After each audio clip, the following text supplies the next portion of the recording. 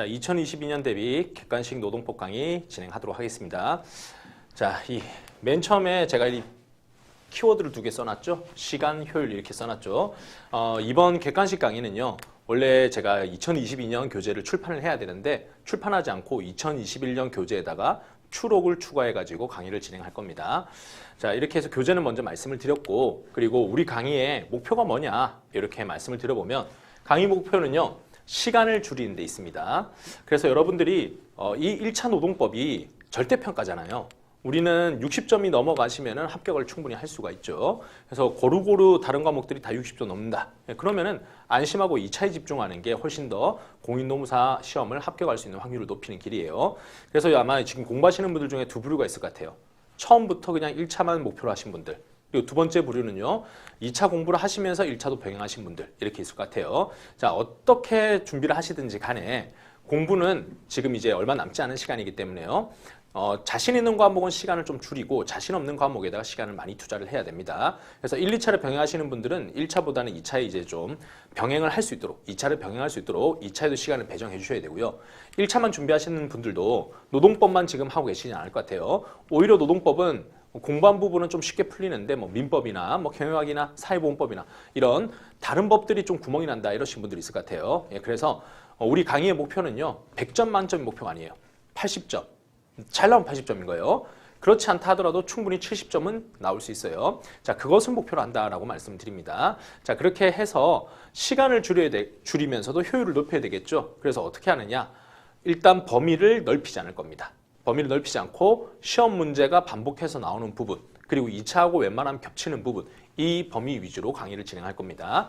그렇게 해서 근기법과 노조법이 핵심이 될 거다라고 말씀드리고, 그 다음에 그럼 근기법하고 노조법 말고 다른 범위도 시험 범위 나오는데 이건 어떻게 대비하나요? 라고 궁금하실 것 같아요. 그 강의들은요. 시험 임박했을 때 여러분들의 집중력이 가장 날이 서 있을 때 그때 특강을 진행할 겁니다. 그 특강에서 모든 또 기타 법령들을 다 배울 수는 없어요. 시간이 부족하기 때문에 이 부분만 좀 집중해서 보자라고 해서 안 되면 찍는 거고요. 근데 웬만하면은 좀 확률을 높여서 찍어야 되겠죠. 그렇게 할 수 있도록 만들어 드릴 겁니다. 그렇게 해서 1차는 가볍게 넘겨보자라는 취지로 이제 진행을 할 겁니다. 그래서 범위는 줄이는데요. 범위를 줄이다 보면 아무래도 좀 불안해지죠. 불안한 게 뭐냐. 범위 줄였는데 그러면 나머지 근기법이나 노조법은 다 맞춰야 된다는 얘기인데 그럴 수 있을까요? 이게 또 물음표죠. 그래서 효율을 높이기 위해서 어떻게 할 거냐.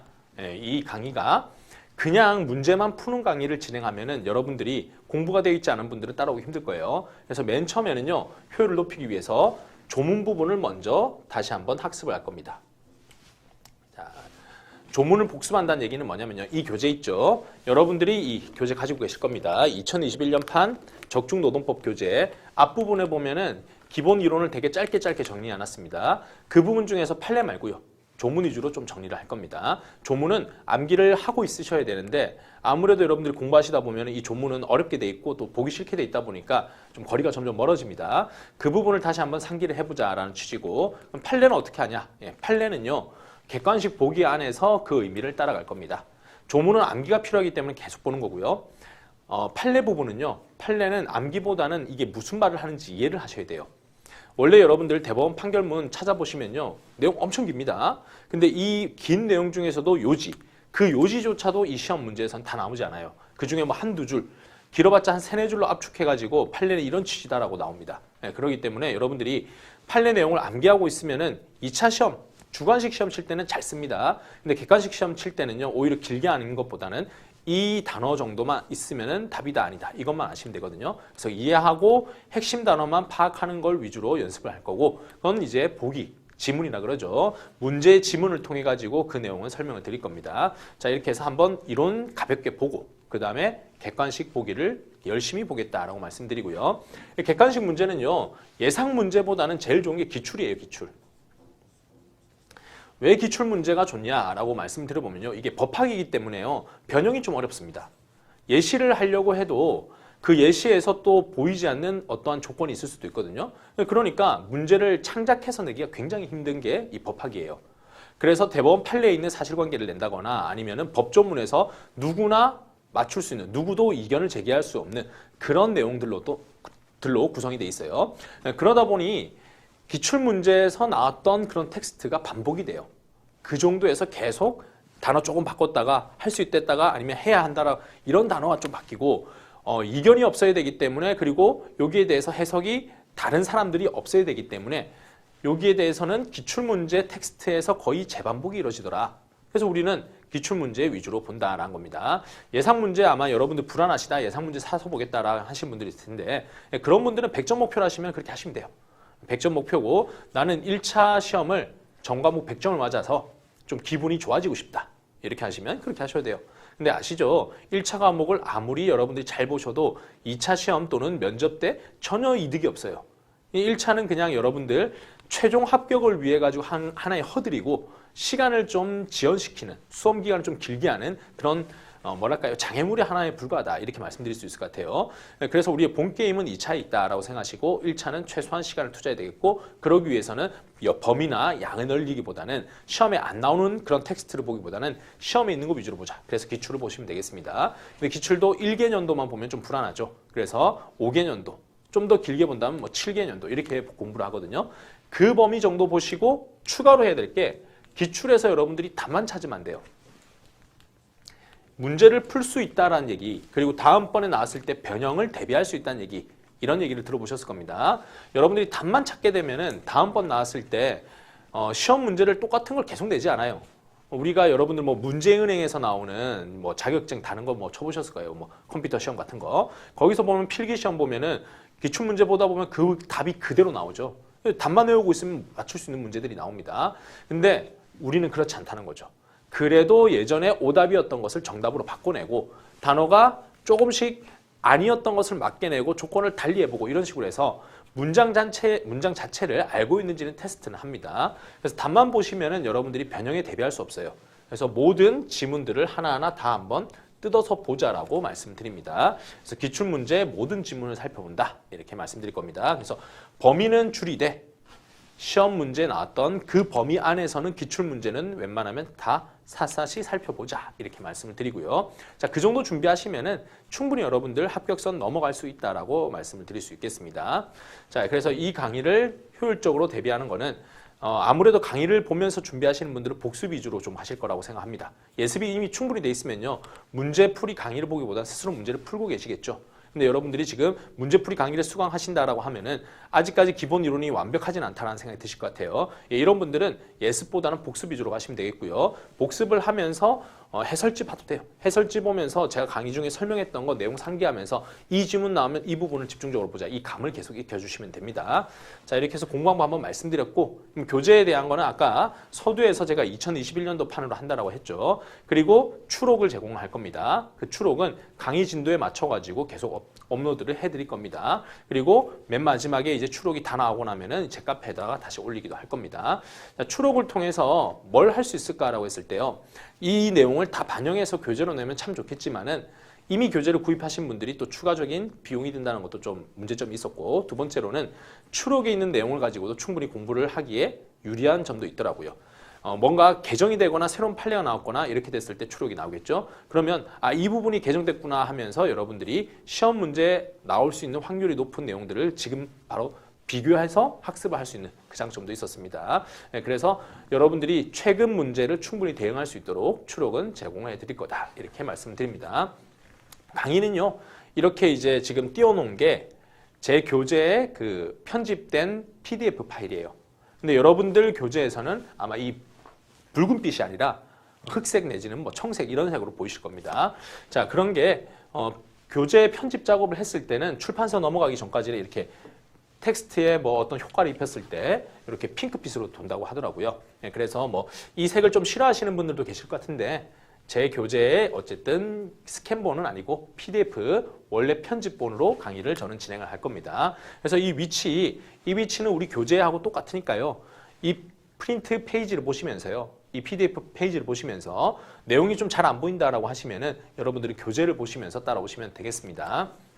자, 이렇게 공부 방법과 강의 진행 방법에 대해서 좀 말씀을 드렸고 본격적으로 강의를 한번 진행해 보도록 하겠습니다. 자, 챕터 1이 노동법 일반이라고 돼 있죠. 여기 노동법 일반은 이제 총론 부분하고 역사 이런 부분들이 있는데 이게 한두 문제 정도 나옵니다. 그래서 여러분들이 나올 수 있는 거 위주로 좀 봐두시는 걸 추천드린다. 자, 그래서 헌법 제32조를 한번 보시면 헌법 제32조는 국민은 근로의 권리가 있다라고 돼 있죠. 그리고 국가가 해야 될 일 보시면은 고용의 증진, 적정임금이라고 돼 있고 이것을 노력하여야 한다라고 돼 있죠. 그리고 법이 정하는 바에 서 최저임금제를 시행하여야 한다라고 돼 있죠. 자, 노력해야 된다하고 시행해야 된다 이 다른 점을 좀 체크해 두셔야 되겠고 모든 국민은 근로의 권리를 가지고 있지만 또 모든 국민은 근로의 의무도 있다라고 되어 있습니다. 자, 이렇게 돼 있고 밑에 가시면은 근로기준은 인간 존엄성 보장하도록 법률로 정한다라고 했고 그래서 헌법에서는 인간의 존엄이라고 하는 것도 해석의 여지를 두고 있고 그 내용이 도대체 무엇인지에 대한 것도 다 법률에 위임하고 있고 그래서 그 법이 보면 근로기준법처럼 인간답게 살려면 최소한 이 정도는 보장해줘야 돼 이렇게 되어 있죠. 그다음에 사항 가시면 여자라고 돼 있다는 점을 기억을 하셔야 됩니다. 고령자 장애인에 대해서도 보호가 필요하다. 하지만 고령자와 장애인은 다른 헌법이 아니라 다른 법령에서 규정돼 있고 헌법에서는 여자의 근로에 대한 얘기 그리고 연소자에 대한 근로에 대한 보호 그리고 국가유공자 상위공경, 전몰공경, 유가족에 대해서 보호 이렇게 되어 있다는 점을 기억하시면 되겠습니다. 자 밑에 37조 가시면요. 헌법에 있는 이 근로에 대한 권리 이런 것들도요. 이 권리들도 법률로서 제한이 가능하다. 하지만 본질적 내용 침해 못한다라고 되어 있습니다. 자 이렇게 해서 제가 판례는 안 보겠다라고 했죠. 그래서 쭉 넘어가도록 합니다. 문제 한번 바로 풀어보실게요. 자, 답 신경 쓰지 마시고요. 답 신경 쓰지 마시고 지문을 하나하나 다 읽어보고 여러분들이 이 부분이 맞다, 이 부분 때문에 틀렸다 이렇게 풀 수 있으면 된다고 했어요. 자, 32조 근로의 권리에서 보장하고 있는 내용 옳지 않은 것을 골라라 라고 했죠. 1번 근로조건의 기준이 인간 존엄성을 보장하도록 법률로서 정한다. 익숙하죠? 아까 보셨던 조문에 있었고요. 두 번째, 장애인의 근로는 특별한 보호를 받고 고용임금 근로조건에 있어서 부당한 차별을 받지 않는다. 좋은 내용이죠. 문제는 헌법에 있는지를 물어봤어요. 헌법 제32조에. 헌법 제32조에 장애인에 대한 내용은 없더라라고 기억이 나시죠? 그래서 이게 옳지 않은 것이 되는 거죠. 다음 연소자 보호에 대한 내용이 있었죠? 국가유공자 상위공경, 전몰공경, 유가족에 대한 근로기회 부여받는 거 보호 규정 있었죠. 다음에 국가 법률이 정한 바에 의해서 최저임금제 시행하여야 된다. 노력 아니죠. 시행해야 된다라고 돼 있었죠. 자 이렇게 해서 다른 것들은 다 법률에 헌법 제32조에 있었다. 봤습니다. 자 다음에 2번 문제 내려갑니다. 옳지 않은 것이죠. 근로조건의 기준은 인간 존엄성 보장하도록 법률로 정한다. 봤던 문장 또 나오네요. 이렇게 기출문제를 풀다 보면은 나왔던 지문들이 계속 반복해서 나옵니다. 그걸 보면은 기출문제만 확실히 잡고 가도 충분히 여러분들 시험을 좋은 점수를 받을 수 있겠구나 이렇게 알 수가 있죠. 그다음에 두 번째 국가는 법률이 정하는 바에 의해서 최저임금제 시행해야 된다. 이것도 아까 봤던 문장이죠.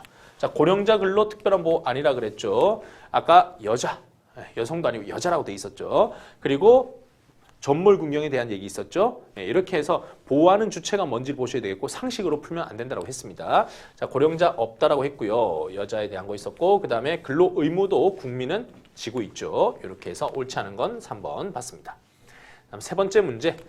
헌법상 노동기본권 설명으로 또 옳지 않은 것이죠. 1번 국가는 근로자 고용 증진과 적정임금 보장에 노력해야 된다. 자, 노력이죠. 노력은 고용 증진하고 적정임금 보장이 있었습니다. 맞는 지문이고요. 두 번째 여자의 근로 특별한 보호 받는다. 부당한 차별받지 않는다. 이것도 맞죠. 다음에 법률이 정한 바에 의해서 최저임금제 시행하여야 된다. 시행이라고 돼 있고 노력이 아니다. 맞고요. 다음에 근로의 의무 내용 조건은 민주주의 원칙에 따라 법률로서 정한다라고 돼 있죠. 근로 의무, 근로 내용 이런 것들은 법률로서 정합니다. 다음 다섯 번째 갑니다. 법률이 정하는 바에 따라서 주요 방위산업체 종사하는 근로자 중 전력, 용수, 주로 방산물자 생산한 업무에 종사하는 자는 노동조합을 조직할 수 없다라고 돼 있죠. 자, 이거는 헌법 제33조에 대한 부분인데 우리가 32조까지만 봐서 요거는 좀 생소한 지문일 겁니다. 그래서 요거는 제가 앞서 말씀드린 적은 없지만 그냥 바로 머릿속에 집어넣으세요. 주요 방위산업체 있잖아요. 여기는 헌법 제33조, 헌법 제33조가 노동조합 만들 권리, 그게 단결권. 단체 교섭권은 노동조합이 사용자를 상대로 해서 교섭할 수 있는 거. 그 다음에 단체 행동권이라고 우리가 쉽게 말씀드리면 파업할 수 있는 게 단체 행동권이에요. 이걸 우리가 묶어가지고 근로 3권이라고 하는데 방위산업체 종사하는 근로자 중에 방산물자 생산하고 있다. 이 사람에 대해서는요. 노동조합을 조직할 수 없다가 아니라 여기서 쟁의 행위를 못하도록 돼 있어요. 그래서 이거는 틀린 지문이다라고 정리가 됩니다. 자, 근로 3권이라는 단어 기억해 보시고 단결권, 노동조합 만드는 거. 그 다음에 단체 교섭권, 노동조합을 통해 가지고 협상하는 거, 단체 행동권 이렇게 돼 있는데 그 중에서 계속적으로 방산물자를 생산할 수 있도록 쟁행위를 못하게 금지만 하고 있을 뿐 나머지는 허용된다는 걸 기억하셔야 되겠습니다. 이게 근로삼권을 전체적으로 제한을 하면요. 필요는 있어 필요는 있어 보일 수 있어요. 하지만 헌법상에 보장된 기본권을 박탈하는 거기 때문에 최소한으로만 제한을 해야 됩니다. 이렇게 해서 옳지 않은 걸 한번 봤고요. 다음 또 32조 명시된 내용 아닌 것을 찾습니다. 자, 근로의무 내용과 조건은 민주주의 원칙에 따라 법률로서 정한다. 읽어봤죠. 자, 장애인 근로 여기에는 특별한 보호 받는다 있었습니까? 없었죠. 다음 법률에 정한 바에 의해서 최저임금제 시행하고요. 시행받고요. 사회경제방법으로 고용증직 적정임금 보장에 노력해야 된다. 그렇죠. 적정임금은 보장의 노력이었죠. 다음 근로조건의 기준은 인간 존엄을 보장하도록 법률로서 정한다. 이 내용도 여러 번 확인을 했습니다. 자, 이렇게 해서 이런 패턴이구나. 보호해야 될 주체에 대한 내용으로 시험 문제가 몇 년에 걸쳐서 나왔구나 확인했습니다. 자, 5번 문제 갑니다. 헌법재판소 결정으로 옳지 않은 것은 이라고 돼 있죠. 이제 판례 문제 나왔어요. 판례 문제는 앞서 안 봤기 때문에 문제를 통해서 제가 설명드리겠다 했어요. 자, 여기서 보시면 32조 3항 가시면 근로조건 기준은 헌법 조문이 이렇게 돼 있었죠. 인간 존엄성을 보장하도록 법률로서 정한다라고 돼 있는데 인간 존엄 상한은 근로조건 기준이 무엇인지 구체적으로 정한 것을 1차적으로 입법자 형성의 자유에 속한다라고 돼 있죠. 자, 여기에 인간의 존엄성 보장하도록 법률로서 정한다라고 돼 있는데 인간의 존엄이란 게 도대체 뭐냐? 해석의 여지가 있죠. 자, 여러분들은 최저임금 받는 삶을 인간의 존엄이 보장받는다고 생각하시나요? 자, 근로자 입장에서는 최저임금은 진짜 최저한의 생계다. 그렇기 때문에 그보다 많이 받아야지. 그게 인간 존엄이다. 이렇게 생각할 수 있겠죠.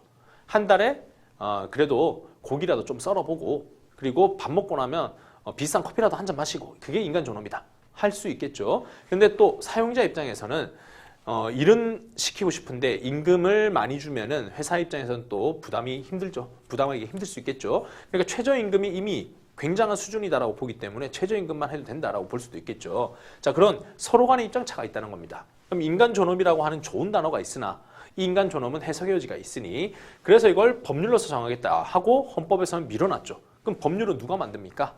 국회에서 만들죠. 국민의 대표인 국회에서 만들 때 그 국회의원들이 이 정도 해야 인간의 존엄이 보장된다라고 보면서 법률을 만들겠죠. 그 얘기가 입법자의 형성의 자유다. 입법자가 법 만들기에 자유에 맡겨져 있다. 이런 얘기입니다. 그래서 이거는 맞는 설명이 됩니다. 다음 가시면 두 번째. 근로자 퇴직급여 청구할 수 있는 권리도 헌법상 바로 노출되는 것이 아니라 근로자 퇴직급여 보장법 등 법률이 구체적으로 정한 바에 따라서 비로소 인정된다라고 돼 있죠. 우리 아까 32조 봤을 때 32조가 근로조건을 정하는 건데 거기에 퇴직금조라는 얘기 없었어요.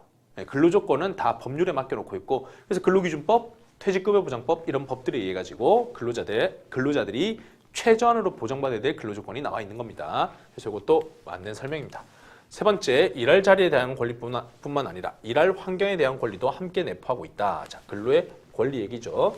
후자는 생존권적 기본권 성격을 갖고 있다. 외국인 근로자에게는 근로 권리에 관한 기본권 주체성이 인정되지 않는다라고 돼 있죠. 자, 외국인에 대한 얘기가 지금 나왔는데요. 자, 외국인은 일할 자리뿐만 아니라 일할 환경. 오히려 일할 환경이요. 일하면서 아프지 않아야 돼. 안전한 데서 일을 해야 돼. 이런 얘기죠. 일하는 사람이라면 누구나 누릴 수 있는 것들을 일할 환경에 대한 권리다라고 얘기합니다.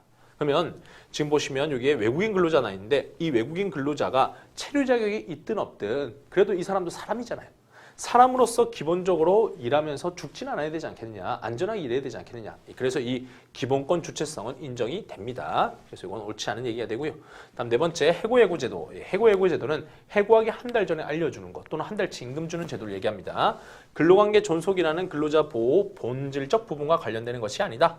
해고예고를 둘 것인지 내용에 대해서 상대적으로 넓은 입법 형성의 자유가 있다라고 돼 있죠. 해고예고 제도는요. 근로자를 보호하기 위해서 이거는 반드시 있어야 되는 제도인가라고 했을 때 해고 예고를 하지 않고 그냥 바로 내보낼 수도 있는 거 아닌가? 이렇게도 볼 수가 있겠죠. 근데 근로자를 보호하기 위해서 우리가 한 달 정도의 시간을 둬라라고 하는데 그 한 달 가지고 근로자의 보호에 진짜 본질적이다. 이거 안 해주면 근로자 진짜 죽을 수도 있어. 그 정도는 아니지 않느냐라고 볼 수가 있겠죠. 해주면 좋은 건데 그렇기 때문에 이것을 둘 것인지 아니면 얼마나 둘지 지금은 우리는 30일치 통상임금이라 돼 있는데 예고수당은요. 또는 한 달치, 한 달 전에 알려주라 이렇게 돼 있는데 그렇지 않고 그러면 15일 정도면 해도 충분할 것이냐. 이런 것도 다를 수가 있겠죠. 지금이야 여러분들이 취업이 잘 안 되니까 한 달도 너무 부족하다 생각할 수 있는데요. 우리가 경기가 되게 활성화돼서 나오자마자 바로 여러분들이 구직을 하면 오라는 곳이 엄청 많다라고 한번 가정해 볼게요. 그래서 오히려 근로자들이 쉬고 싶어서 그만둔 다음에 그냥 여행을 좀 갔다 오고 마음 좀 풀고 그 다음에 이때다 해서 취미생활도 좀 가져보고 이렇게 해서 1년 정도 있다가 취업한다고 해볼게요. 그럼 해고라고 했을 때 한 달이라고 하는 것은 또 무의미한 숫자가 될 수도 있겠죠. 바로 지금 채용이 되는데 그런 것도 생각해보면 해고제도 꼭 30일 이상의 통상임금 줘라 이렇게 돼 있어야 될 이유가 있을까? 그것도 물음표가 될 수도 있다는 거죠. 자, 상대적으로 넓은 입법 형성 자유가 있다. 맞는 설명이고요. 다음 근로자 공급 사업은 사인이 영리를 목적으로 운영할 때 근로자에 대한 중간 착취, 강제근로, 인권 침해, 인신매매의 부작용이 초래될 수 있다라고 돼 있죠. 근로자 공급 사업이 뭐냐? 근로자를 누군가가 뽑고 싶다라고 했을 때 아는 사람 통해서 뽑으면 참 좋겠죠. 그걸 누군가는요. 이런 데 직장 있습니다라고 하면서 근로자들한테 직업을 소개해주고 데려와서 취업까지 시켜주면은 그러면 얼마나 좋겠어요. 사장님 입장에서는 그 채용에 들어가는 그 마케팅 비용 그리고 채용할 때 절차 이런 것도 불편하잖아요. 그래서 채용에 대한 것을 다 외부에 맡겨놓는 거예요. 이 정도 되는 사람이면 우리 회사에 보내줘 이렇게 하는 거죠. 그렇게 하면은 이 공급 사업이라고 하는 것이 홍보를 대신해주고 채용 절차도 대신 다 해주는 거예요. 그렇게 한 다음에 근로자 선발 다 해가지고 딱 보내주면 바로 우리는 받아서 쓰면 되는 겁니다. 근데 문제는 이 근로자 공급이 제대로 이루어지지 않을 수 있다는 거죠. 진짜 제대로 된 홍보를 해주고 그리고 근로조건도 중간에 떼먹는 거 없이 근로자한테 다 전달해주고 하면 좋은데 저는 5천만 원 주겠다고 약속을 했는데 이 근로자 공급 사업을 담당하는 그 외부 업체가요. 속이고 3,500만 연봉을 제시했다라고 얘기를 하면서 1,500을 자기가 그냥 먹어버리는 거예요. 매년 아무것도 하지 않고 채용에 조금 관여해줬다는 이유로. 자, 이러면 안 되겠죠. 그래서 이 채용이라고 하는 것이 영리 목적으로 운영하면 중간 착취, 중간에서 임금 떼먹고 그리고 강제근로 시켜버리고 인권 침해시키고 인신매매하고 이런 나쁜 부작용이 초래될 수 있다. 그래서 허가를 받도록 되어 있습니다. 현재 이 법령에 따르면 근로자 공급 사업을 할 수 있도록 제한하는 것은 직업 선택 자유를 본질적 내용을 침해한 것으로 볼 수 없다라고 돼 있죠. 앞에 문장 보니까 이미 설득됐죠. 부작용이 크니까 고용노동부 장관 허가받으라라고 해서 업종을 할 수 있는 사람을 제한하겠다. 근데 그것은 아무런 문제가 없다라고 얘기하는 거죠. 예, 맞는 설명입니다. 자, 이렇게 해서 판례에 대한 부분이 나왔었고 옳지 않은 걸 골라라 했는데 3번 외국인 국적이 다르다 하더라도 시민 그리고 일반 사람으로서의 권리를 누려야 된다. 이렇게 기억하시면 되겠습니다. 자, 다음에 6번 갑니다. 명시적 규정하고 있는 내용이 아닌 것을 찾아라라고 돼 있죠. 자, 법률 정한 바에 의해서 최저임금제 시행해야 된다. 있었죠. 여자 근로 특별한 보호 있었죠. 연소자 근로 또 특별한 보호 있었죠. 다음에 근로 의무 내용을 공공법리 원칙에 따라서 법률을 정한다라고 했는데 공공법리가 아니었죠. 민주주의 원칙에 따른다라고 돼 있었고요. 5번째, 국가는 사회 경제적 방법으로 고용증지 적정임금 보장에 노력해야 된다. 예, 잘 나왔죠. 자, 이렇게 해서 공공법리를 강조하면 어떻게 되느냐? 여러분들이 일하기 싫은데요. 국가와 사회가 지금 여러분들이 쉼으로 인해서 어떻게 되느냐? 국가는 지금 연금이 덜 거치겠죠. 여러분들이 일하지 않으니까 여러분들이 의료비 같은 것들도 원래 지출할 때 건강보험 가입을 하셔야만 혜택을 보잖아요. 이 건강보험이 저렴하게 수가가 운영될 수 있는 이유는 여러분들이 병원비가 적게 드는 이유는 누군가가 이 건강보험에 가입을 해서 아프지 않는데도 불구하고 보험료를 계속 내고 있기 때문이죠. 근데 여러분들이 쉬면은 그 보험료가 점점 줄어들겠죠. 국가와 사회가 봤을 때 얼마나 큰 손해입니까? 지금 일자리가 부족한데, 정정하겠습니다. 일손이 부족한데. 그러니까 여러분들이 쉬고 있으면 국가와 사회가 지금 병들고 있는 거니까 여러분들이 일하셔야 됩니다. 이게 바로 지금 공공복리죠. 당신이 지금 쉬는 거는 당신 몸은 편할지 모르지만 국가와 사회가 얼마나 병드는 줄 알겠냐. 이렇게 얘기하는 거죠. 말이 좀 안 된다는 생각이 드시죠? 강제 근로를 못하고 우리는 일할지 말지에 대한 선택의 자유가 있는 건데 이렇게 생각할 수 있죠. 그래서 이거는 민주주의 원칙을 따른다라고 하고 있습니다. 자, 다음 넘어가시면 7번 갑니다. 32조 명시된 내용이 아닌 것은 이라고 돼 있죠. 자, 사회경제 방법으로 고용증진 최저임금 보장에 노력해야 된다라고 돼 있죠. 최저임금 보장의 노력? 아니죠. 최저임금제는 시행해야 되고 적정임금 보장에 노력해야 된다 했죠. 그래서 이 노력에 대한 부분 제가 여러 번 강조를 했었죠. 기억하시고요. 자, 연소자 근로 보호받고 있고요. 근로조건 기준은 인감 전원성 보장하도록 법률로서 정하고 근로의 의무 내용 조건을 민주주의 원칙에 따라서 정한다. 자, 민주주의도 지금 또 눈에 보이시죠? 여자의 근로는 또 보호받는다. 예, 다른 것들은 다 맞게 나왔어요. 다음에 8번 문제 또 옳지 않은 것이죠. 자, 모든 국민 권리 가지죠. 의무를 지지 않는다. 예, 바로 틀렸죠. 의무도 부담해야 되죠. 우리는. 그다음에 근로조건 기준은 존엄성 보장하도록 법률로서 정하고 최저임금제는 시행을 하고 있고요. 여자 근로는 보호를 받고요. 그다음 전몰 군경 유가족 법률이 정한 바에 의해서 근로 기회를 부여받는다라고 돼 있죠. 예, 이것도 맞는 설명이죠. 그래서 이 전몰 군경 유가족 이런 경우는요. 상위 군경 뭐 이런 경우들은요. 보훈처에서 얼마나 뽑았는지 실적을 내라 그래요. 그래서 실적이 만약 미달된다라고 하면은 우리가 좋은 이런 유가족이라든지 아니면 상위 군경이라든지 이런 사람들이 있는데 좀 채용 좀 하지 않을래? 이런 것들을 또 요구하기도 합니다. 그래서 실적을 계속 봐요. 그게 바로 이 헌법의 근거가 있기 때문에 그렇죠. 자, 다음에 9번 갑니다. 옳지 않은 것 같으면요. 헌법은 근로의 권리 주체를 국민으로 규정하고 있다라고 돼 있죠. 예, 모든 국민이라고 돼 있어요. 다음 두 번째. 근로조건의 기준은 인간 존엄성 보장하도록 법률로서 정하고 있고요. 자, 세 번째. 국가에 대한 직접적 직장 존속 보장 청구권은 헌법상 권리에서 도출된다. 들어보셨어요? 예, 그런 얘기 처음 들어보시죠? 직장 존속 보장 청구권이란 것들은 헌법에 나와 있지 않아요. 말이 좀 어려운데 이게 뭐냐면요. 우리 직장 없어지지 않게 근로자들이요. 회사가 만약 폐업한다라고 가정해 볼게요. 회사가 폐업하려고 그래요. 우리 대표님이, 우리 사장님이 이제 안 하겠대요. 사업해봤자 남는 것도 없고 신경 쓸 건 너무 많고 그리고 보니까 법 위반해가지고 지금 쇠고랑차게 생겼고 그냥 사업 안 할래. 근데 이게 직장을 존속시켜달라. 이런 것들을 헌법에 명시하고 있으면 사장님 그만두고 싶다 해서 마음대로 못 그만둔다. 이렇게 되는 거죠. 근데 우리는 이런 것들을 규정하고 있지 않습니다. 그래서 지금 폐업은 자유롭게 할 수가 있습니다. 다음 네 번째, 사회경제 방법으로 고용 증진, 적정임금 보장 노력, 적정임금은 보장에 노력해야 된다고 했죠. 다음에 국가유공자, 상위군경, 전몰군경, 유가족 우선 근로기에 부여받는다. 이것도 여러 번 봤던 문장이죠. 자, 이렇게 해서 3번이 처음 보는 거구나 라고 정리가 됐습니다. 자, 다음 10번 문제, 32조 내용 옳지 않은 것이요. 법률이 정하는 바에 의해서 최저임금제 시행, 잘 나왔죠. 다음에 여자 근로 보호받고요. 차별받지 않는 거 잘 나왔고요. 다음 세 번째, 근로권리 내용과 조건을 민주주의 원칙에 따라서 법률로 정한다. 이것도 잘 나왔죠. 네 번째, 연소자 보호받고 있죠. 자, 그리고 국가, 상위군경, 전몰군경, 유가족은 법률이 정한 바에 의해서 우선적으로 근로 기회를 부여받는다라고 돼 있죠. 이것도 잘 나왔죠. 자, 제가 여기서 이 부분 근로의 의무 대 권리 부분은 그냥 줄 긋고 맞다라고 해버렸는데요. 자, 이 부분 수정하겠습니다. 근로 의무를 뭘로 정할 것이냐, 여기에 대해서 민주주의 원칙에 따라서 법률로서 정하도록 되어 있습니다. 자, 이렇게 해서 디테일하게 좀 바꿔서 내는 부분을 봤고요. 다음 11번 또 옳지 않은 걸 봤습니다. 모든 국민은 근로의 권리를 가지고 근로 의무도 지고 있다. 예, 권리와 의무 다 지고 있죠. 두 번째, 여자와 연소자 보호받고 있고요. 장애자 우선적으로 기회 부여받는다. 처음 봤죠. 네 번째, 인간 존엄성 보장하도록 법률로서 정하고 있고, 다음에 법률이 정한 바에 의해서 최저임금제 시행하도록 되어 있고, 다 잘 나왔죠. 신체 장애자 보호 필요성은 있으나 헌법 제32조에 있는 건 아니다라고 했죠. 이렇게 해서 내용을 또 봤습니다. 자, 이제 이렇게 1번을 좀 쉽게 봤고요. 다음 두 번째 주제인 노동법령 구성과 노동제도의 변천 이렇게 돼 있죠. 자, 이 내용을 안에 들어가 보시면요. 이런 구분은 별로 시험 문제 잘 나오지 않습니다. 뭐 근로조건에 대해서 규정하고 있는 법들을 나열해 보세요. 이런 것도 나오지 않아요. 쭉 보고 지나가시면 돼요. 다음 요 1공하고 있죠. 이거는 좀 잘 나오는 부분입니다. 그래서 여러분들이 이건 내용을 교수님들 기본서를 보시면은 몇 년도에 몇 공화국 때 뭐 했다 이런 것들이 쭉 나오거든요. 근데 우리가 그 시대에 살지 않았기 때문에 읽어본다 하더라도 그냥 병렬식이고 무슨 큰 임팩트가 잘 느껴지지 않아요. 그래서 요 정도는 좀 정리를 하자. 이렇게 좀 말씀을 드립니다. 자, 여기 있는 것도 한번 보시면 자, 1공화국 48년 이게 재헌헌법이다 이렇게 얘기를 하는데요. 처음 만들 때는요. 이익균점권이라는 것이 명시되어 있었습니다. 그게 뭐냐? 사용자가 수익을 올렸잖아요. 그걸 근로자하고 나눠야 된다고 돼 있었어요.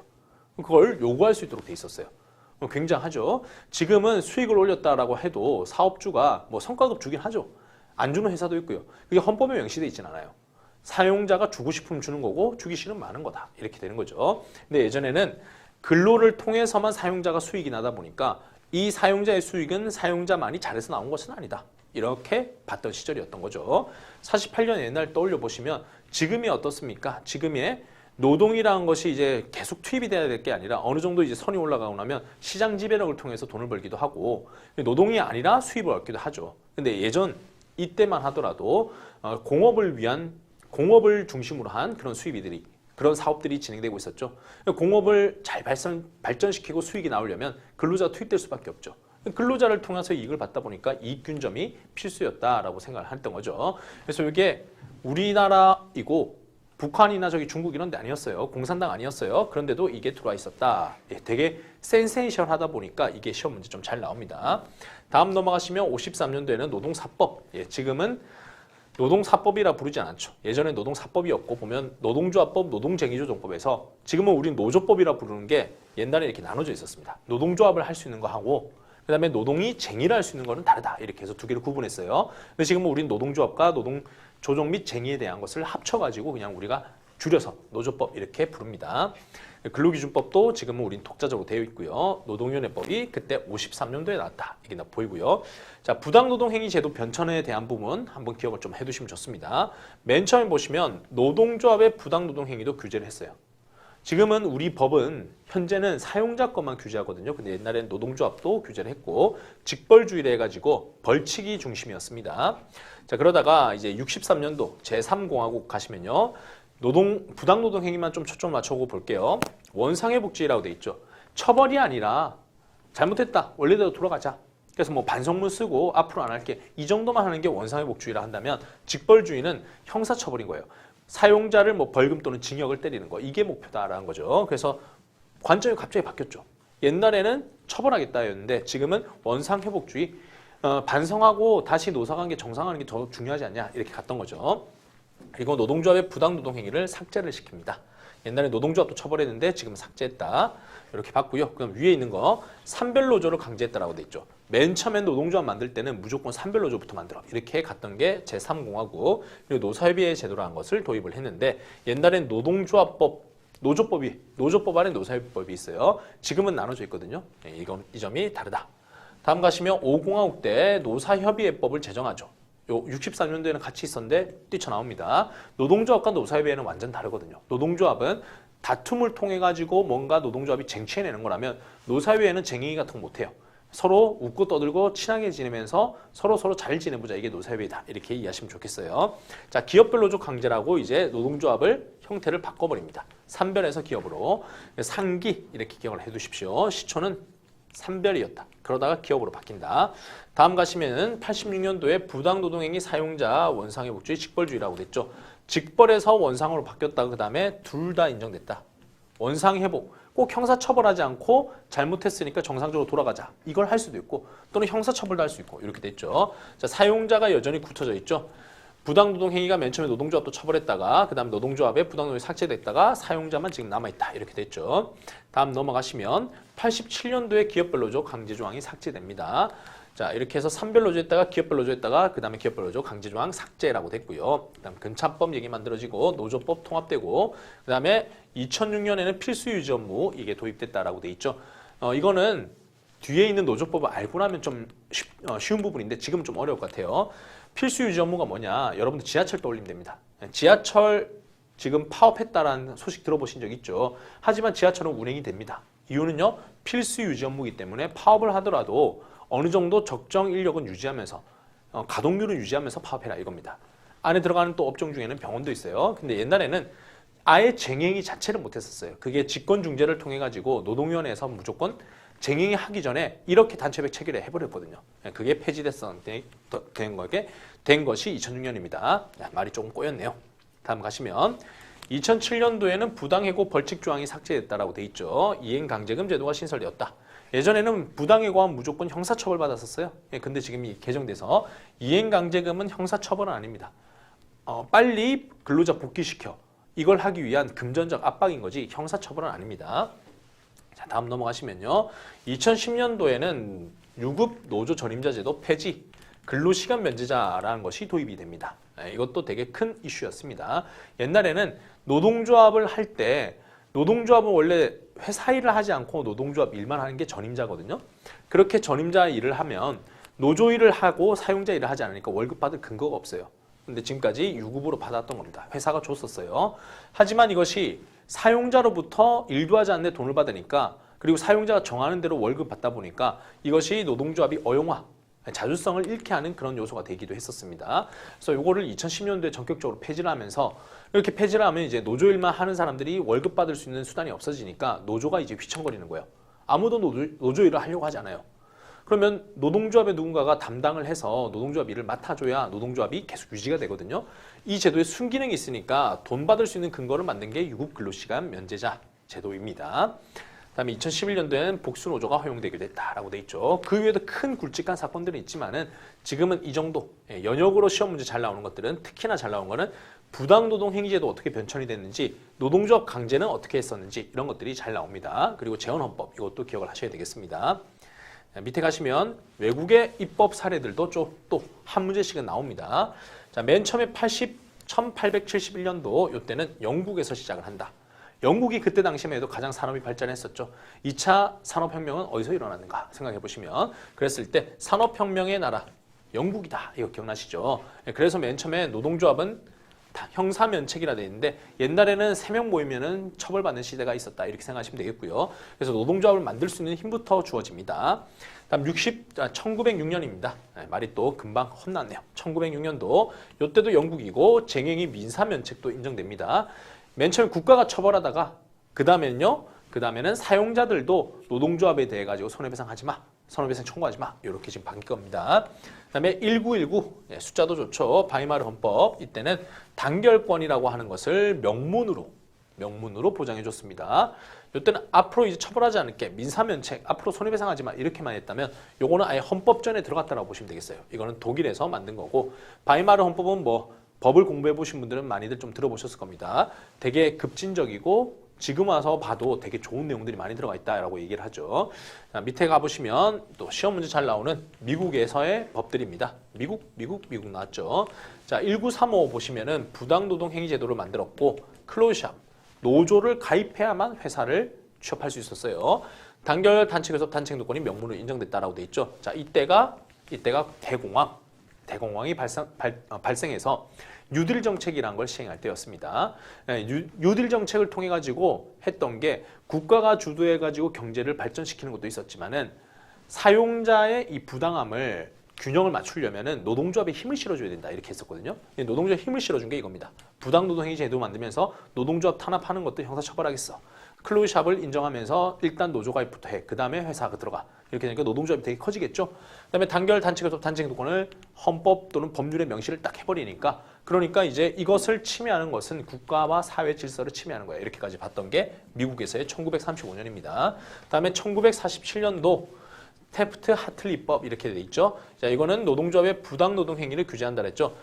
너무 노동조합이 세지다 보니까 12년 지나고 보니까 부작용이 너무 크다. 노동조합의 힘을 이제 빼야 되겠죠. 그래서 노동조합도 부당노동행위 주체가 될 수 있다라고 해서 사용자만 처벌하는 게 아니라 노동조합도 처벌하겠다라고 했고 클로즈샵에서 유니온숍으로 바뀝니다. 유니온숍은 회사에 일단 취업한 다음에 노조 가입을 하는 거예요. 여기는 백수들도 다 노조부터 가입하고 보는 거라면 요거는 회사 들어간 사람들만 노조 가입을 하는 거니까 일단 노동조합의 힘이 조금 빠지겠죠. 그래도 노동조합은 여전히 가입이 계속 일어나고 있으니까 힘은 센 상황입니다. 또 12년이 지났습니다. 랜드럼 그린핀법. 이때는 노동조합 내부가 이제 썩더라는 겁니다. 노동조합에 가만히만 있어도 노동조합에 들어온 사람들이 생겨요. 노동조합에 조합비를 내면서 노동조합에 대해 관심은 별로 안 가져요. 그럼 어떻게 하겠습니까? 그 안에서 막 곪겠죠. 민주적인 거 하지 않고도 노동조합원들 무시하고 위원장이 알아서 막 횡령도 하고 그다음 사용자하고 단합하고 막 이럴 수 있겠죠. 그래서 노동조합 내부의 민주성 확립을 도모를 합니다. 그래서 이런 흐름도 좀 알아두시면 도움이 되고 원래는 더 많지만 이 정도는 기억을 하자라고 말씀드립니다. 자, 다음 ILO 갑니다. 자, ILO는 1919 이때 베르사유 평화조약에서 국제연맹 산하단체로서 창설이 되었다라고 돼 있죠. 국제기구다 이렇게 보시면 되겠고요. 1991년에 가입을 했다라고 돼 있죠. 자, 이 총회를 하면요. ILO 총회를 하면 노사정 3자가 모입니다. 정부 2인, 노사 대표 각 1인. 이것도 시험 문제 나오더라고요. 이것도 기억하시고. 다음에 찬성은 3분의 2가 찬성을 해야 되고요. 자, 그리고 우리는 핵심 협약에 4개만 비준했는데 이게 삭제가 됩니다. 자, 2021년도만 해도 우리가 비준을 했는데 아직까지 발효가 되진 않았어요. 물론 지금도 강의를 지금 진행하고 있는 현재도 아직 발효는 안 됐습니다. 왜? 비준하고 1년 뒤에 효력 발생하거든요. 작년 4월달, 2021년 4월달에 비준했기 때문에 효력이 발생하려면 우리나라에서 이것이 통과되어서 효력이 발효되려면 2022년도 4월이 돼야 효력이 발생됩니다. 근데 여러분들 시험 칠 때면 이미 효력이 발생하기 때문에 시험 치는 날짜 기준으로 지금 강의를 하는 겁니다. 자, 이렇게 보시면 지금 핵심 협약이 아까 있다라고 했죠. 이게 핵심 협약 C라고 돼 있는 게요. 코어의 뜻으로서 C입니다. 결사의 자유, 강제노동, 차별금지, 아동노동 금지 이 4가지가 핵심 협약입니다. 그중에 우리나라가 비준한 게 있었고 안 한 게 있었어요. 핵심 협약임에도 불구하고 여기 보시면 원래는 여기가 X였어요. 여러분 교재는 X라고 돼 있을 겁니다. 근데 제가 수정을 해가지고 이렇게 바꿔놨습니다. 자, 여기 보시면 결사의 자유 단결권 보호 87호 있었죠. 요 비준 안 됐었고요. 98호도 비준이 안 됐었고요. 29호도 비준이 안 됐었어요. 근데 이것들이 2021년 4월 달에 다 비준이 됐습니다. 그래서 이제 시험 문제 나오면은 이건 다 비준됐다라고 보시면 되겠고 남은 게 딱 하나 있습니다. 강제근로 폐지에 관한 협약 이거 105호 있죠. 이건 아직 남아 있어요. 이것도 핵심 협약임인데도 불구하고 강제노동금지 핵심 협약은 두 종류가 있는데 29호는 비준됐고 105호는 비준되지 않았다라고 돼 있죠. 자, 이렇게 기억을 하시고 이제 시험 문제 나오면은 예전엔 4개다 보니까요. 보기 내기 참 좋았었어요. 섞어서. 된 것도 있고 안 된 것도 있으면 두 개를 막 섞어서 내면 여러분들이 혼란스럽잖아요. 근데 지금은 안 된 거 딱 하나죠. 105. 숫자도 심지어 나옵니다. 왜냐하면 이건 번역을 한 언어이기 때문에 이렇게 해석이 안 될 수도 있죠. 그래서 명확하게 답을 찾기 위해서 105호 내지는 105조 이런 식으로 나옵니다. 그랬을 때 여러분들이 105라는 숫자가 보이면 아 이거는 비준 안 됐다. 나머지 숫자는 다 비준됐다. 이렇게 보시면 되겠습니다. 자, 나머지는 한번 읽어만 보시면 됩니다. 동일가치 근로, 남녀 근로자 동등 보수 비준, 고용작업 차별 대우 하지마 이것도 비준, 최저임금 제도 이것도 비준, 근로감독을 하는 것도 협약도 비준되어 있음, 취업의 최저연령에 관한 협약 이것도 비준되어 있음, 가혹 형태 아동노동 철폐에 관한 것도 비준되어 있음. 기억하시고요. 지금 이제 대선을 앞두고 있으니까요. 대통령 선거에서 또 이슈가 되는 게 이 부분이에요. 죄송합니다. 요 아래. 근로감독. 이게 어떤 게 있었냐면요. 어떤 후보라고 제가 얘기는 안 할게요. 어떤 후보가요. 지금 우리나라의 근로감독은 국가가 담당해요. 그래서 고용노동부에서 하고 고용노동부의 공무원들은 국가직이죠. 국가에서 근로감독을 직접 해야 된다. 이런 내용으로 취지가 이루어져 있습니다. 근데 이 근로감독이 좀 약간 뭐랄까요. 시민들의 성에 안 차는 경우도 좀 있다는 거죠. 사업주 편을 좀 들어주는 것 같고 위법이 엄청나게 많은데도 불구하고 뭐 이 정도 위법은 좀 참아라 하면서 너무 이렇게 민감하게 안 보는 경우들이 있더라. 그래서 근로감독이 국가가 독점하다 보니까 성이 차지 않는다. 지자체가 이걸 할 수 있게 해달라. 이렇게 얘기했던 대선 주자가 있었어요. 그러면서 근로감독을 지자체가 할 수 있도록 하는 그런 방안들을 막 연구를 했었어요. 고용노동부에서 펄쩍 뛰었죠. 이거는 국가가 해야 될 일인데 지자체가 하면 안 된다. 국가 사무와 지자체 사무가 엄연히 있잖아요. 근데 국가 사무를 빼버리고 지자체가 이런 거 다 가져갈 수는 없고 상호 보완하면서 갈 수도 있는 것인가? 이런 것들에 대해 가지고 연구 용역을 했던 적이 있습니다. 그래서 그분이 지금 대선 주자고 만약 그분이 당선되고 나면 이런 부분이 좀 바뀔 수 있지 않을까라고 하면서 언론에서 좀 시끄럽게 나왔었어요. 그런 점이 여기에 있다. 근로감독 협약 이 부분이 보기에 나올 수도 있겠다라고 생각합니다. 아무래도 출제하는 사람들도 사람들이다 보니까 교수님들이다 보니까 언론에 나오고 시사적으로 이슈가 됐던 것들은 관심이 좀 가셨겠죠. 그러다가 뭐 문제 출제하다 보면 자기도 모르게 익숙한 주제니까 그걸 낼 수도 있지 않겠느냐라고 생각합니다. 그럼 지문 중에 있을 수 있겠죠. 근로감독 협약은 핵심 협약은 아니고 근로감독 협약은 이거는 핵심 협약은 아니지만 비준은 되었다. 이렇게 생각하시면 되겠습니다. 자, 이렇게 해서 교재에서 제가 파란색 표기로 동그라미 해놓은 것들은 현재는 비준된 거, 이제는 105만 생각하면 된다. 이렇게 말씀드립니다. 자, 이제 문제 한번 가보죠. 98년도 ILO 근로자 기본인권선언 핵심 내용으로 존중하고 실현할 의무가 있는 권리가 아닌 것은 이라고 돼 있죠. 자, 여기서 핵심 내용으로서 핵심 내용 아닌 것은 이렇게 묻고 있는 거예요. ILO 핵심 협약이 아닌 것은 이렇게 돼 있으니까 아까 보셨던 C 아닌 걸 찾으면 됩니다. 결사의 자유 단결 요거 결사 단체 교섭 이런 것들은 핵심 협약이었죠. 차별철폐 핵심, 아동노동 철폐, 강제근로 철폐 핵심이었죠. 자, 근로자 안전과 건강 최저임금 보장 요거는 핵심 협약은 아니었습니다. 위에 보시면 자, 최저임금 C 안 적혀 있죠. 이렇게 해서 C 있는 부분만 찾아라 라고 했던 겁니다. 최저임금은 당연해 보이는데 이렇게 생각하지 마시고 이런 거 핵심 협약 이런 것들은 그래도 좀 외워두셔야 도움이 되겠죠. 다음 ILO 두 번째 문제 옳지 않은 것입니다.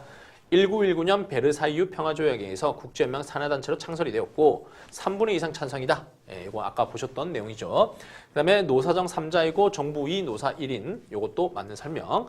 다음에 상호정의에 입각한 보편 평화적 지속 평화의 확립이다라고 돼 있죠. 자, 이것도 좀 생소한 용어지만 맞는 내용입니다. 다음에 총회 의결권은 정부 대표만 갖는다. 아니죠. 자, 이 위원들 4명의 사람들이 다 들어가서 다 3분의 2의 정족수를 채워야 됩니다. 자, 기본 협약 중 결사의 자유 이것은 아직 비준하지 않고 있다라고 돼 있죠. 자, 요거는 그 비준하지 않고 있다라는 부분이 예전에는 맞는 얘기였죠. 근데 지금은 비준했죠. 그래서 지금은 옳지 않은 것, 여기 또 옳지 않게 됩니다. 87호는 비준했어요. 105만 비준 안 했다 했죠. 그래서 원래 답은 4번이나 돼 있는데 5번까지도 이제 확대를 시켜주시면 되겠습니다. 이거는 이제 추록에 다 있으니까요. 추록도 참고를 해주시고요. 또 ILO 협약 중 우리나라가 비준하지 않은 것은 이라고 돼 있죠. 요거는 105 딱 보이시죠. 나머지 것들은 다 협약이 됐습니다. 그래서 원래 있던 교재에 있던 결사의 자유 이거는 이제는 비준됐어요. 강제노동 철폐 이 중에서는 105호 요거 하나 남았죠. 요건 비준하지 않고 있다. 이렇게 보시면 되겠어요. 답은 바뀐 거 없어요. 다음 4번 갑니다. 옳지 않은 건데 법의 역사입니다. 역사. 자, 재헌헌법은 이익균정권을 명시적 보장했다. 이거 되게 특이한 거다 했죠. 요거 바로 나오죠. 다음에 제3공화국 산별노조 금지하고 기업별노조 법적으로 강제했다라고 했는데 제일 처음에 뭐부터 했죠? 산부터 강제하고 그 다음에 기업으로 넘어갔죠. 산별노조를 강제했었죠. 그래서 답은 2번이 되는 거고요. 노사회법 제정이 80년도, 그 다음에 99년도 교원노조법 생기는 게 99년도, 다음에 복수노조 설립은 2011년도로 했죠. 이건 다 맞는 설명입니다. 다음 5번 갑니다. 옳지 않은 걸 또 찾아야 됩니다. 노동법 처음 제정된 것이 53년이다 라고 돼 있죠. 자, 노동법의 입법과 그 다음에 헌법하고 얘기는 좀 다르죠. 다음 두 번째 가시면 기업별로 강제하던 시기가 있었다. 그렇죠. 산별, 기업별 한 번씩 강제를 했었죠. 그다음에 산별연합단체 노동조합은 현행법상 조직 대상 같이 하는 복수의 노동조합은 금지된다라고 돼 있는데요. 자, 지금은 복수노조가 허용되고 있죠. 현행법은. 다음에 노사협의제도 처음 도입됐고 91년도 가입했다. 이것들은 다 맞습니다. 그래서 답은 3번이 되고요. 다음 6번 갑니다. 옳지 않은 것. 금기법, 그 다음 노조법, 노동위원회법, 노동쟁의조정법 같은 해에 제정되었다라고 돼 있죠. 네 가지 법이 한 번에 제정되었죠. 53년도에. 그래서 이거 맞는 얘기고요.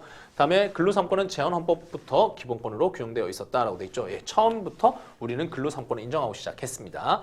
다음 세 번째, 노사협의회 제도는 노동조합법에 있어서 규정된 적이 있었다라고 돼 있죠.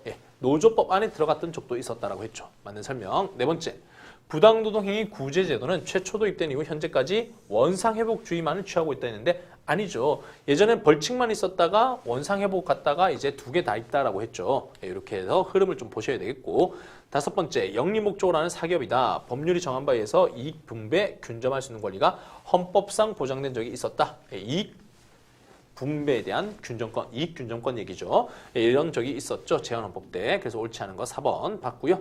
7번. 우리나라 비준한 것이 아닌 ILO 협약은 이라고 묻고 있습니다. 자, 요거는 다 이제는 비준했어요. 87, 111, 62, 73, 150 이렇게 해서요. 그래서 이제는 정답이 없게 돼버렸습니다. 예전에는 요게 이제 답이었던 거죠. 근데 지금은 다 비준을 했습니다. 105만 생각하면 된다고 했죠. 또 우리나라 비준 공포하지 않은 것은 이라고 묻고 있습니다. 자, 이것도 다 비준했어요. 29 강제노동 비준됐죠. 최근에 남녀 보수 이건 예전부터. 직업차별도 예전부터, 최저연령도 아동 형태도 다 비준됐습니다. 그래서 이제 이것도 답이 없고 105만 보면 됩니다. 이것도 똑같습니다. 우리나라 비준한 것을 골라라 라고 돼 있죠. 이것도 다 비준됐습니다. 강제노동, 결사자유, 100호, 111호, 138호 다 비준됐고, 그래서 이제는 이거 다 모두 답이 돼버리죠. 그래서 여러분들은 105만 떠올리면 된다는 걸 다시 한번 말씀을 드립니다.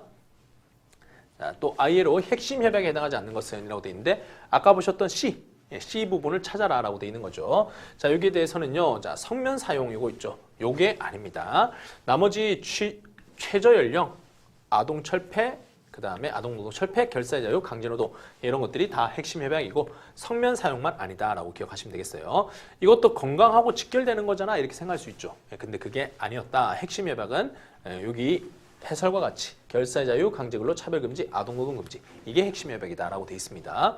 자, 다음 노동법의 연영에 관한 설명 중 옳은 것은 이라고 되어 있죠. 자, 노조법, 쟁의조정법 53년도 제정 맞죠? 다음에 두 번째, 부당노동행위 제도는 최초 도입된 이후 현재까지 구제주의, 처벌주의를 병행하고 있다라고 되어 있는데, 자, 원상회복주의가 구제주의입니다. 처벌주의가 벌칙을 얘기하는 겁니다. 둘 중에 하나만 되던 시절이 있었다라고 말씀드렸었죠. 그러다가 지금은 둘 다 되고 있죠. 그래서 이거는 틀린 지문이 되죠. 늘 이랬다는 얘기니까 이건 아니죠. 다음에 와그너법 수용해서 사용자 노동조합 부당노동의 주체로 인정하고 있다라고 돼 있죠. 자, 사용자 우리는 사용자의 부당노동행위만 인정하지 노동조합의 부당노동행위는 인정하지 않아요. 그래서 이거 틀린 지문. 네 번째, 필수 유지 업무 협정제도는 2010년 노조법 개정 시 처음으로 도입됐다라고 했는데 아까 연도 한번 보셨습니다. 2010년이 아니라 2006년도였습니다. 다음에 다섯 번째, 2006 한번 써놓고요. 전임자 급여 지급 금지는 1980년도 노조법 개정 시에 처음으로 도입됐다라고 돼 있죠. 전임자 급여 지급 제도 여기에 대해서는 현재 시행되고 있어요. 현재가 2011년도, 2010 이렇게 들어왔습니다. 그래서 이거는 약간 좀 애매한 게 돈 받아서는 안 된다라고 해놓고요. 부측에서는 시행을 계속 유예해 왔었거든요. 그러다 보니까 처음으로 도입된 건 언제냐라고 한다면 시행되는 것을 기준으로 얘기해야 되지 않느냐라고 얘기하는 거죠. 시행된 시기는 2010년부터이기 때문에 이거는 오답이 되는 겁니다. 그래서 옳은 걸 고르라 했으니까 옳은 거는 1번 이렇게 되는 거죠. 자, 다음 재헌헌법 명시된 내용 봅니다. 근로조건의 기준은 법률로서 정한다. 그리고 여자 소년의 근로는 보호받는다. 현재도 똑같죠. 다음에 국가는 사회경제방법으로 근로자 고용 증진에 노력하여야 된다라고 돼 있죠. 그다음 밑에 가시면 단결, 교섭, 단체행동 보장된다. 이것도 있었어요. 그다음에 영리 목적어나 사기업에 대해서는 이익균정권이 있다. 이것도 있습니다. 고용 증진에 대한 얘기가 과거에 없었다고 합니다. 그래서 밑에 한번 보시면 재헌헌법은 제가 보여드린 적이 없으니까 이걸 눈으로 한번 보도록 합니다. 권리와 의무 가진다. 이거 있었고요. 법률로서 기준을 정하겠다 있었고요. 여자와 소년의 근로 특별한 보호도 있죠. 그래서 지금하고 거의 형태가 비슷해 보이죠. 그다음에 근로상권 단결, 교섭, 행동 이것도 있었고요. 영리 목적으로 하는 사기업에서는 이익 분배 균점할 권리 있다라는 부분도 있었죠. 자, 이렇게 있고요. 지금 보시면 근로기준 정한다. 여자, 소년 보호받는다. 단결, 단체 행동, 단체 교섭권 있다. 사기업에서의 이익균정권이 있다. 여기까지 다 똑같이 나왔죠. 근데 3번 고용증진 있죠. 고용증진에 대해서는 없었다. 이거는 이렇게 생각하시면 좋을 것 같아요. 예전에는 전쟁이 끝나고 난 다음에 우리가 이 시대는 전쟁 끝나고 나서 황폐화된 그때 시절이죠. 일자리가 없기보다는 회사는 만들어지면은 일할 사람은 늘 구할 수 있는 그런 시대였죠. 그러다가 뒤에 보면은 이제 산업혁명이 일어나고 했을 때 우리나라도 되게 많이 발전을 하죠. 그러니까 완전 고용에 준하는 그런 시절이 있었다는 거죠. 그런 생각해 보면 고용 증진에 대한 것이 별 이슈가 없었다는 거죠. 그냥 회사 만들면 일할 사람이 지금 부족해서 일할 사람은 지금 다른 나라에서 데려와야 되나? 이런 시절도 있었다라고 생각을 해보시면 되겠어요. 그러다가 지금은 어떻습니까? 저성장이 되고 이제는 구직자보다 취업할 수 있는 사람들의 문턱이 점점 높아지고 있습니다. 구직자는 많아지고 있고요. 실업률이 높아지고 있죠. 그래서 이제는 고용 증진에 좀 더 관심을 가진다. 이렇게 이해해 두시면 좋을 것 같아요. 그래서 예전에는 별 관심이 없었으나 지금은 고용 증진, 고용 어떻게 할 거냐. 그래서 노동부가 이제는 고용노동부잖아요. 예전에 노동부였거든요, 진짜. 고용이란 이름이 붙은 이유가 뭘까? 그만큼 취업이 안 되니까 고용을 어떻게 하면 촉진할 수 있을까? 이런 것들을 신경 쓴다는 거죠. 자, 밑에 이제 13번 한번 가보겠습니다. 노동법 연역을 보고 있습니다. 재헌헌법에서는 단결에 관한 규정 없었다. 아니죠. 근로 3권 있다라고 했죠. 단결, 단체교섭, 단체행동. 자, 바이마르 헌법은 단결 자유를 명문화했다. 예, 명문화했고요. 35년도 와그너법은요. 자, 단결 교섭 행동권 명문화했다. 미국 맞죠? 다음 노동위원회법은 53년도에 처음 제정되었다. 예, 맨 처음에 근기법, 근로기준법, 그 다음에 노조법, 쟁의법, 그 다음에 노동위원회법 이렇게 만들어졌었죠. 만든 설명입니다. 자, 노사협의회 제도 과거 노조법에 규정된 적이 있었다. 이것도 반복되는 지문이죠. 여러 번 봤던 지문이었습니다. 그래서 1번 내용을 봤습니다. 다음에 14번 문제입니다. 국제노동기구 협약입니다. 우리나라가 비준하고 있는 지금 이제 105조만 보면 된다고 했죠. 그래서 나머지 것들은 다 우리가 비준이 되어 있습니다. 그래서 답이 없고요. 105호 또는 105조 똑같은 거예요. 호라고 얘기하시는 교수님도 계시고 조라고 얘기하시는 분도 계십니다. 그래서 이거는 그냥 여러분들이 호로 나오든 조로 나오든 어쨌든 105만 기억해라 이렇게 말씀드립니다. 그래서 나올 가능성이 좀 떨어질 수도 있지 않을까 너무 쉬워서 라고 생각도 합니다. 자, 이거는 좀 어려웠던 문제예요. 재정의 순서를 물어보는 거. 예, 여러분들이 지금 이 법이 있는지도 약간 긴가민가한데 이 법이 언제 만들어졌는지 날짜를 알아라 이렇게 얘기하는 거는 너무 가혹하지 않냐라는 생각이 좀 듭니다. 그래서 이런 문제는 좀 솔직히 말씀드리면 찍고 일단 시작한다 이렇게 해도 하거든요. 그래도 이제 확률을 좀 높이기 위해서 좀 배경을 좀 말씀드려 볼게요. 자, 여기 파견법, 기간제법, 공무원, 교원이라고 돼 있죠. 또 애매하게 기타 법령들 위주로 좀 나와 있습니다. 자, 시점은 어떻게 되느냐? 바로 답 보면서 보실게요. 1번이라고 지금 돼 있죠. 이렇게 돼 있죠. 자, 파견법이 먼저 만들어졌습니다. 그 다음에 교원법, 다음에 공무원, 다음에 기간제법 이렇게 순서가 진행이 됩니다. 자, 일단 파견법부터 시작을 해보면요. 파견이라고 하는 것은 우리 회사가 아니라 다른 회사에 채용된 근로자가 우리가 노동력만 쓰는 거예요.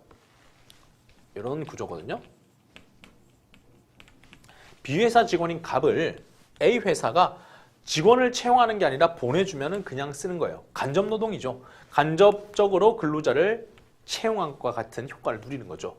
근데 이 갑 씨는 B회사 직원이지 A회사 직원은 절대 아닙니다.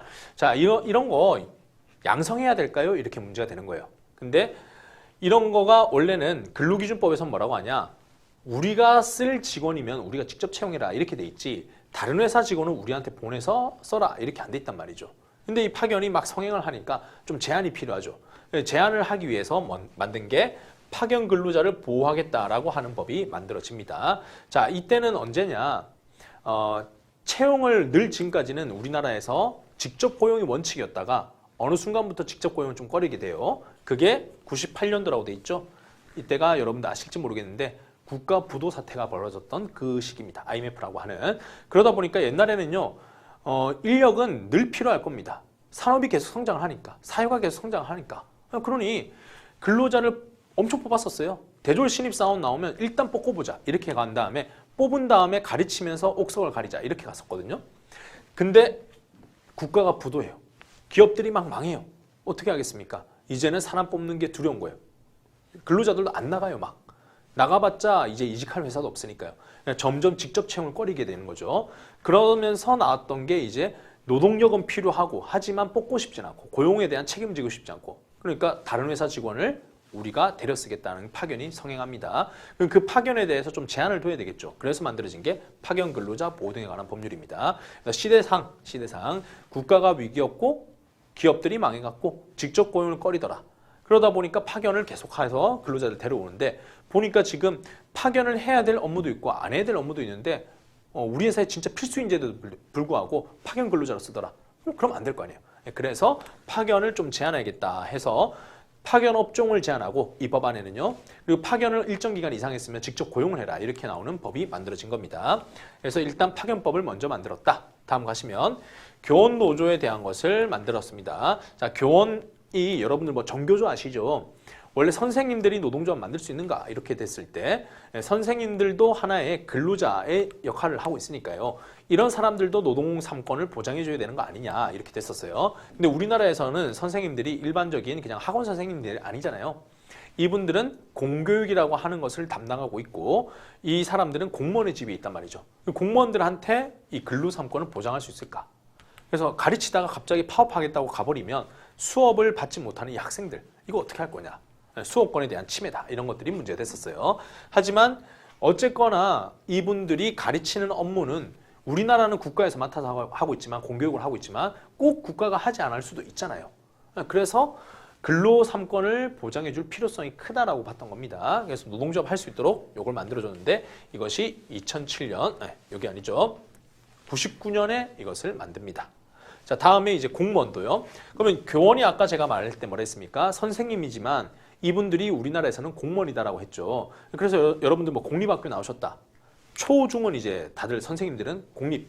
그리고 이분들은 웬만하면 뭐 사립학교 가지 않은 이상은요. 웬만하면 여러분들이 만나시는 분들은 다 공무원이었을 거예요. 근데 고등학교 가면 이제 고등학교는 좀 더 비율이 더 많죠. 사립학교들이. 하지만 이분들 사립학교도 교육청으로부터 인건비를 지원받아요.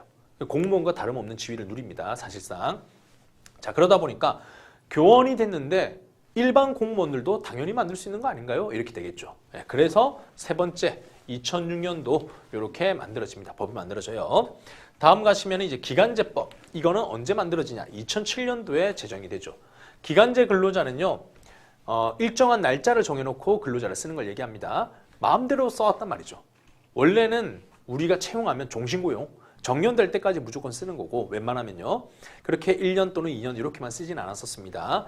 근데 이게 사회가 이제 어려워지고 IMF 이후로 고용에 대해서 부담을 크게 느끼는 거죠. 기업들이요. 그래서 우리 회사 직원 아닌 사람들을 쓰는 게 파견이었다라고 한다면 우리 회사 직원인데도 불구하고 1년만 딱 잘라서 쓰고 일손이 계속 필요한데도 또 1년만 쓰고 이런 식으로 하는 거예요. 그래서 절대 정년까지 쓰지 않겠다 이런 모양새를 보여주기 시작합니다. 그러니까 이 사람들이요. 고용을 했는데도 불구하고 계속적으로 일을 하지 못하고 불안감에 휩싸이게 되잖아요. 이런 사람들 보호해줘야 되겠다 하면서 만든 게 기간제법입니다. 그래서 이게 2007년도에 입법이 되고 그 전까지는요.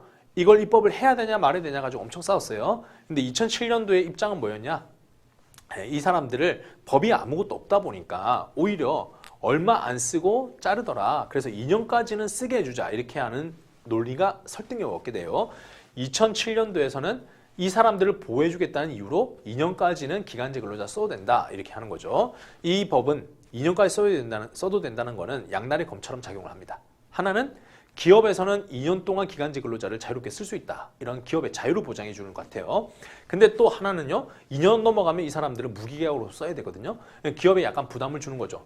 근데 이게 왜 2년일까? 여기에 대해서는 다툼이 엄청 많았던 거죠. 여기에 대해서 이제 노동계는 극단적으로 무조건 정식 고용해라. 무조건 정년까지 보장해라. 이런 입장이었는데 거기에 비해서는 기간제법은 2년까지는 기간제 근로자 쓸 자유를 보장해 주니까 약간 퇴보했다. 이런 입장도 있습니다. 자, 이 흐름을 좀 보여드렸고 그래서 파견, 의외지만 여러분들 IMF 때 파견, 다음에 교원, 그러고 나니까 공무원이 가만히 있을 수 없어. 공무원, 그리고 기간제법은 최근에 와서 기간제 근로자를 없애야 된다. 아니다. 기간제 근로자를 그래도 최소한 보호시켜줘야 된다. 이런 입장이 막 싸우다가 2007년도에 입법됐다. 이렇게 보시면 되겠습니다. 자, 그래서 이건 거의 맞추기 힘들었겠죠. 기역, 리을, 디귿, 리언 이런 순서로 가게 됩니다. 자, 이렇게 막 법의 연역이 나온다라고 하면은 솔직히 말씀드리면 좀 쉽지 않아요. 지금 이거야 여러분들이 그 연도로 보시지만 다른 법들이 또 나올 수도 있거든요. 그랬을 때는 좀 여러분들이 흐름 보면서 좀 찍어 보시고요. 솔직히 모든 것들을 다 맞추기는 어렵다. 그래서 기출문제 위주로 좀 보자 이렇게 말씀드립니다. 다음에 ILO 협약 또 나왔습니다. 모두 골라라 라고 했죠. 29조 이제 비준했고 근로감독 비준했다 했죠. 결사의 자유 단결권 87조 당연히 비준했고 남녀 동등 보수도 비준했고 아동노동 철폐도 비준했죠. 다 비준했죠. 자, 105조 요것만 비준 안 했다 했죠. 이거 없으니까 이건 다 정답이 되는 겁니다. 자, 이렇게 해서 정답이 없게 되는 것도 모두 정답이 되는 것도 한번 봤습니다. 자, 다음 이제 세 번째가 노동법 해석 원리인데요. 너무 길게 이제 저 혼자 강의를 쭉 진행하면 여러분들이 수업 듣다가 이제 너무 힘드시겠죠. 아마 여러분들 중에는 이제 동영상 보시는 분도 계실 텐데 동영상 보시게 될 때 강의 딱 켰을 때 그 분, 100분, 뭐 180분 이렇게 돼 있으면 강의 시작과 동시에 그냥 지루하죠 벌써. 실강을 듣게 되면 이게 언제 끝날지 모르니까 그래도 집중력을 계속 유지하려고 노력을 하시는데 이렇게 끝나는 시점이 딱 보이면은 영화도 그렇잖아요. 1시간 반 어느 정도 즐길 수 있는 영화면 괜찮은데 막 2시간, 3시간짜리면 영화 시작과 동시에 야 이거 어떻게 버티지? 이 생각하면서 듣게 되죠. 영화 보게 되죠. 강의도 마찬가지라고 생각해요. 그래서 제가 끊어서 계속 강의를 진행하도록 하겠습니다. 자, 쉬었다가 다시 진행하도록 하겠습니다.